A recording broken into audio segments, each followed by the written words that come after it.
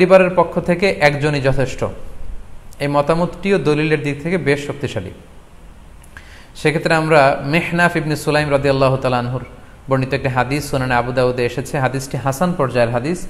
তিনি বলছেন, ও নাহনু উকুফুন মা রাসূলিল্লাহ বিআরাফাতিন, আমরা রাসূল সাল্লাল্লাহু আলাইহি ওয়াসাল্লামের সাথে 9 জিলহজ আরাফার ময়দানে ছিলাম। ক্বালা, তখন আল্লাহ রাসূল সাল্লাল্লাহু আলাইহি ওয়াসাল্লাম আমাদেরকে বলেছেন, ইয়া আইয়ুহান নাস, হে মানব সকল, ইন্না আলা কুল্লি আহলি বাইতিন ফি কুল্লি আমিন উদহিয়া, অর্থাৎ প্রত্যেকটি, আল্লাহ রাসূল সাল্লাল্লাহু আলাইহি ওয়াসাল্লাম বলেছেন, প্রত্যেকটি ফ্যামিলির জন্য প্রতি বছর একটি কুরবানি ওয়াজিব হয়। আমি আবার বলছি, প্রত্যেক ফ্যামিলির জন্য প্রতি বছর কুরবানি দিতে হয় কয়টি? একটি। তাহলে কুরবানি পরিবারের পক্ষ থেকে একটি দিলেই আদায় হয়ে যাবে। সুনানি তিরমিজির আরো একটি হাদিস আমরা এখানে উল্লেখ করতে পারি, এই হাদিসটিও সহিহ। সাইয়েদনা আতা ইবনে ইয়াসার রাদিয়াল্লাহু তাআলা আনহু, উনি আবু আইয়ুব আল আনসারী রাদিয়াল্লাহু তাআলা আনহুকে জিজ্ঞেস করেছিলেন যে, কাইফা কানাতিল উদহিয়া ফি আহদি রাসূলিল্লাহ, হে আল্লাহর নবীর সাহাবী, আল্লাহ রাসূল সাল্লাল্লাহু আলাইহি ওয়াসাল্লামের জামানাতে কুরবানি কেমন হতো, কিভাবে তারা কুরবানি দিতেন? তো আবু আইয়ুব আল আনসারী রাদিয়াল্লাহু তাআলা আনহু বলেছেন, কানা রাজুলু ইউদাহি বিশাতি আনহু ওয়া আন আহলিহি, আল্লাহ রাসূল সাল্লাল্লাহু আলাইহি ওয়াসাল্লামের সময়কালে লোকজন একটি ছাগল কুরবানি দিত তার পক্ষ থেকে এবং তার ফ্যামিলির পক্ষ থেকে। আনহু ওয়া আন আহলিহি, তার নিজের পক্ষ থেকে এবং ফ্যামিলির পক্ষ থেকে। অর্থাৎ এই হাদিসগুলোর আলোকে বোঝা যায় যে পুরো পরিবারের পক্ষ থেকে একজন কুরবানি দিয়ে দিলেই আদায় হয়ে যাবে। স্বামীও চাকরি করেন, স্ত্রীও চাকরি করেন, স্বামীরও টাকা আছে, স্ত্রীর টাকা আছে, দুইজনের আলাদা করে দিতে হবে না। স্বামী যদি একটা ছাগল কুরবানি দিয়ে দেয়, তাহলে স্ত্রীর পক্ষ থেকে, পুরো ফ্যামিলির পক্ষ থেকে কুরবানি আদায় হয়ে যাবে। এই হাদিসগুলোর আলোকে বোঝা গেল। দ্বিতীয় আরেকটি মত আছে, সেই মতটি হচ্ছে প্রত্যেক সামর্থ্যবানের উপর ওয়াজিব। এটি ইমাম আবু হানিফার মত এবং আমাদের বাংলাদেশে এটিরই প্রচলন হয়ে এসেছে। আমরা এই মতামতটিকেই বেশি আমরা শুনে থাকি সব জায়গায়, যে যারাই সামর্থ্যবান প্রত্যেকের আলাদাভাবে দিতে হয়। স্বামী সামর্থ্যবান হলে স্বামীর দিতে হবে, স্ত্রী সামর্থ্যবান হলে স্ত্রীকে দিতে হবে, ছেলেরা হলে ছেলের দিতে হবে, এটা প্রত্যেকের আলাদাভাবে ইন্ডিভিজুয়ালি দিতে হয়।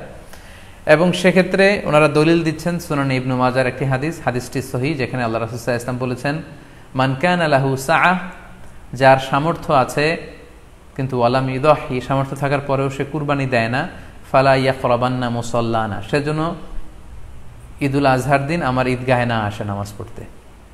আল্লাহ রাসূল সাল্লাল্লাহু আলাইহি ওয়াসাল্লাম হুঁশিয়ারি বাণী ঘোষণা করেছেন, ধমক দিয়েছেন যে সামর্থ্য থাকার পরেও যে কুরবানি দেয় না সেজন্য আমার ঈদগাহে না আসে।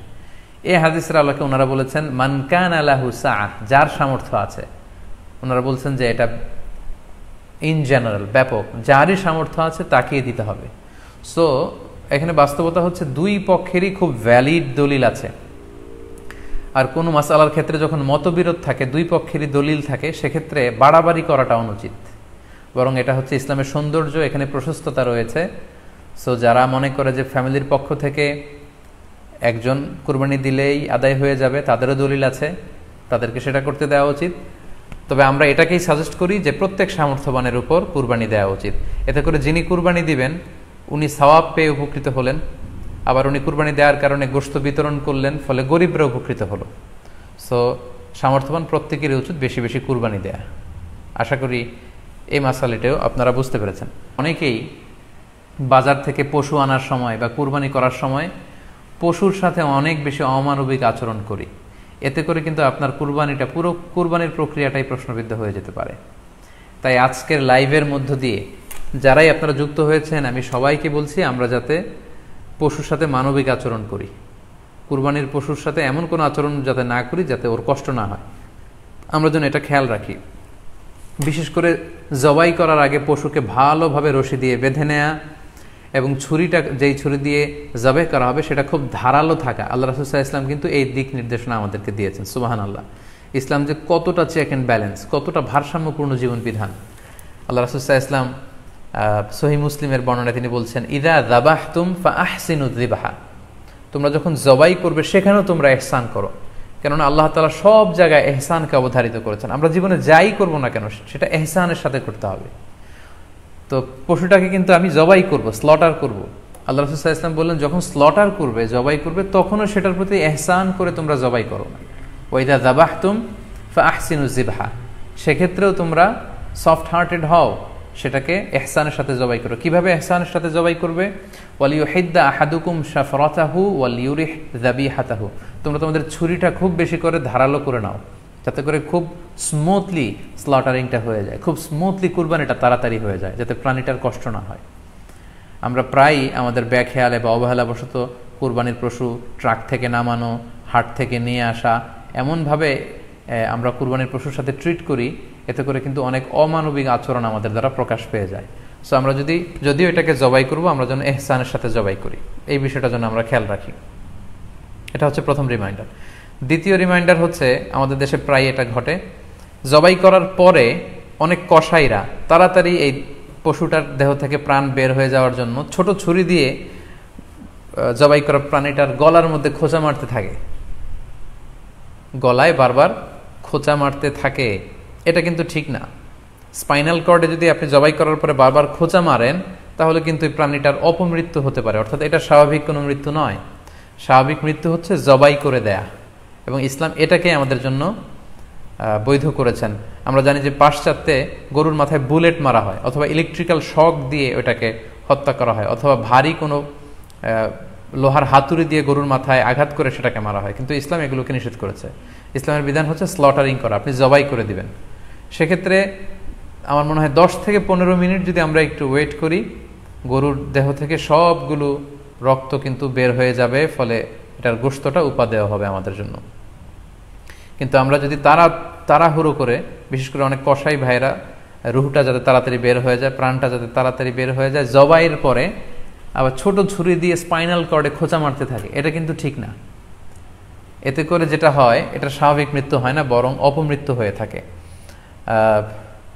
আমরা যখন কুরবানি করি তখন প্রাণীটার শ্বাসনালী এবং কণ্ঠনালী কেটে যায়, এবং তারপরে রক্তনালী, যেটাকে ইংরেজিতে বলে জুগুলার ভেইন, এই জুগুলার ভেইনটা যখন কেটে যায় তখন কিন্তু প্রাণীটা আর ব্যথা পায় না।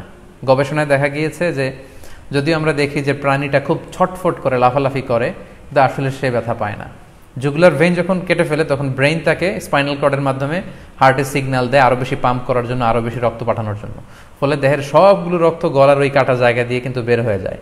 কিন্তু ওই মুহূর্তে আপনি যখন ছোট ছুরি নিয়ে এটার স্পাইনাল কর্ডে খোঁচাখুচি করতে শুরু করেন, তখন কিন্তু এটার অপমৃত্যু ঘটে, এটার স্ট্রোক হতে পারে, এটা হার্ট অ্যাটাক করে মারা যেতে পারে। তাহলে সেটা কিন্তু স্বাভাবিকভাবে জবাইয়ের মধ্যে দিয়ে মৃত্যুবরণ করলো না, বরং হার্ট অ্যাটাক করে বা স্ট্রোক করে সেটা মারা গেল। তখন কিন্তু আপনার কুরবানিটা প্রশ্নবিদ্ধ হয়ে যেতে পারে। তো এই জন্য আমি সকলের কাছে অনুরোধ করব, আপনারা তাড়াহুড়ো না করে 10 থেকে 15 মিনিট একটু ওয়েট করেন জবাইয়ের পরে, এটাকে স্বাভাবিকভাবে, ন্যাচারালি, প্রাকৃতিকভাবে এটা রুহটা বের হতে দিন, তা না হলে আমাদের কুরবানি কিন্তু প্রশ্নবিদ্ধ হয়ে যেতে পারে। 3 নম্বর রিমাইন্ডার হচ্ছে, আমাদের বাংলাদেশের অনেক জেলায় আমরা হিন্দু মুসলমান একসাথে থাকি।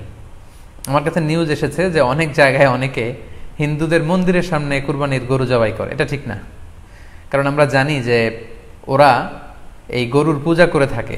সো আমরা এমন কিছু করব না যেটা ওদেরকে খুব বেশি কষ্ট দিবে। সো অনেকে শুনেছি যে উস্কানিমূলকভাবে তারা একটু দেখিয়ে দিতে চায় বা তাদের উপর প্রতিশোধ নিতে চায়, এরকম করে অনেক সময় হিন্দুদের বিভিন্ন গ্রামে মন্দিরের সামনে এই কুরবানির ব্যবস্থাপনা করা হয়। আমি বলবো যে আমরা এটা যাতে না করি। আমরা হিন্দুদের যে উপাসনালয় আছে, আমাদের হিন্দু ভাইদের উপাসনালয়গুলোকে স্কিপ করে এমন জায়গায় কুরবানি করব যাতে করে তাদের এই দৃশ্য দেখা না লাগে, এবং তাদের এবাদতগাহের সামনেও যাতে আমাদের এরকম পরিস্থিতি তৈরি করতে না হয়। আমরা যাতে সাম্প্রদায়িক সম্প্রীতি আমাদের আবাদতের মধ্য দিয়ে বজায় রাখতে পারি, এবং কোনো ধরনের উস্কানিমূলক কর্মকাণ্ডে যেন আমরা কখনোই যুক্ত না হই।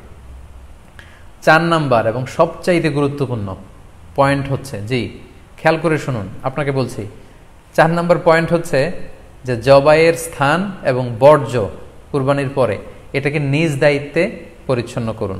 আই রিপিট, আমি আবারও বলছি, যেখানে আপনি কুরবানি করলেন সেটাকে এবং এই যে বর্জ্য ময়লা, এটা নিজ দায়িত্বে আপনি ক্লিন করুন। সিটি কর্পোরেশনের ভাইয়েরা সরকারি তত্ত্বাবধানে সারা বাংলাদেশের এই সব বর্জ্য আসলে পরিষ্কার করা সম্ভব না। জরিপে এসেছে যে 50 লক্ষ গরু জবাই করা হয় প্রত্যেকটা কুরবানির ঈদে। তো সেক্ষেত্রে আমাদেরকে দায়িত্বশীল হতে হবে।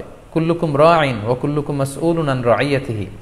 আল্লাহ রাসূল সাল্লাল্লাহু আলাইহি ওয়াসাল্লাম বলেছেন, তোমরা প্রত্যেকে দায়িত্বশীল, আর তোমাদের প্রত্যেকের দায়িত্বের ব্যাপারে কিয়ামতের ময়দানে আল্লাহ তাআলা কিন্তু তোমাদেরকে জিজ্ঞেস করবে। তাই আমরা যেন নিজ দায়িত্বে এই কুরবানির করার স্থান এবং বর্জ্য যেন পরিষ্কার করি।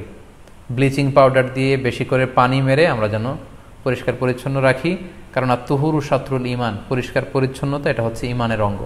এই বিষয়টা জানে আমরা খুব গুরুত্বের সাথে নেই, এবং নিজ নিজ কুরবানি আমরা যেখানে দিলাম সেই জায়গাটা যেন আমরা পরিষ্কার করি। বিশেষ করে বিভিন্ন সংস্থা যারা অনেক অনেক কুরবানি করবেন, ভলান্টিয়ারিলি বিভিন্ন কুরবানি করে কুরবানির গোশত বিতরণ করবেন, আপনারা এরকম ভলান্টিয়ারিলি ক্লিনলিনেস ক্যাম্পেইন করতে হবে, যাতে কোনো ধরনের রক্ত, ময়লা, বর্জ্য, আবর্জনা না থাকে। এই ব্যাপারটাকে যেন আমরা খেয়াল রাখি।